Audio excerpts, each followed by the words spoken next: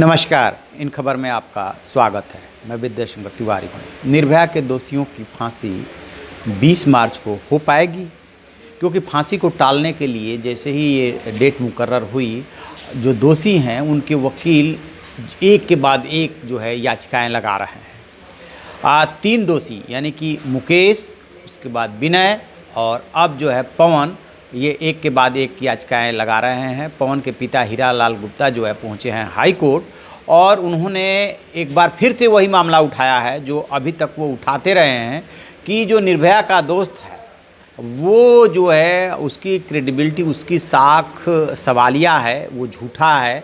दरअसल उस पर आरोप ये लगे थे कि अवनिंद्र जो है वो पैसे लेकर के टीवी चैनल्स को इंटरव्यू दिए थे और इसका एक स्टिंग भी हुआ था।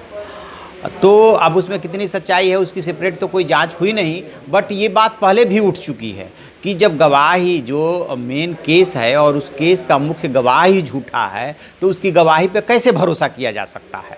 तो ये बात पहले भी लोअर कोर्ट में उठाई गई। उसके बाद लोअर कोर्ट ने जब उसकी बात ये नहीं मानी तो अब हीरालाल गुप्ता पहुंच गए हैं हाई कोर्ट। अब देखते हैं हाई कोर्ट में सुनवाई होती है तो हाई कोर्ट क्या किस नतीजे पे पहुंचता है।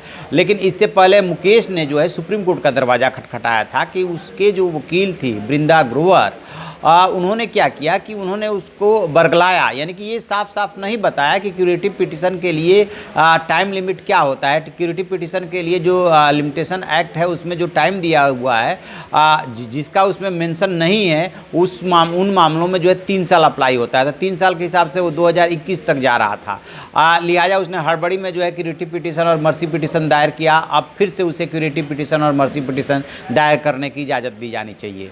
वो सुप्रीम कोर्ट में अलग सुनवाई होनी है। विनय पहुंच गया है एलजी के पास, चूँकि राज्यपाल और राष्ट्रपति दोनों के पास पैरेलल राइट होता है संविधान के तहत माफ़ी देने का। लिहाजा अब उसने एलजी का दरवाज़ा खटखटाया है कि इसे जो है उसकी फांसी की सज़ा को उम्र कैद में तब्दील किया जाए।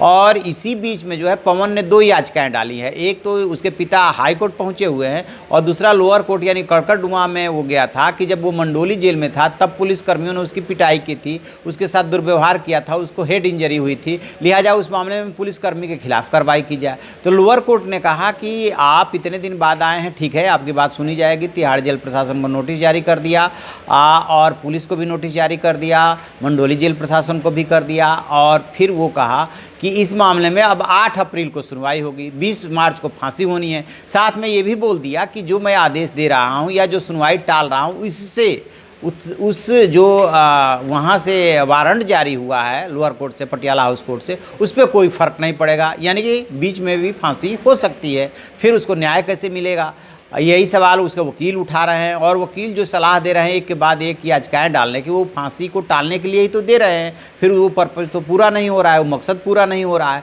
तो अब ये देखते हैं कि 4 दोषियों में से सभी दोषी जो है वो अपने जो भी उनके पास विकल्प था वो आजमा चुके हैं।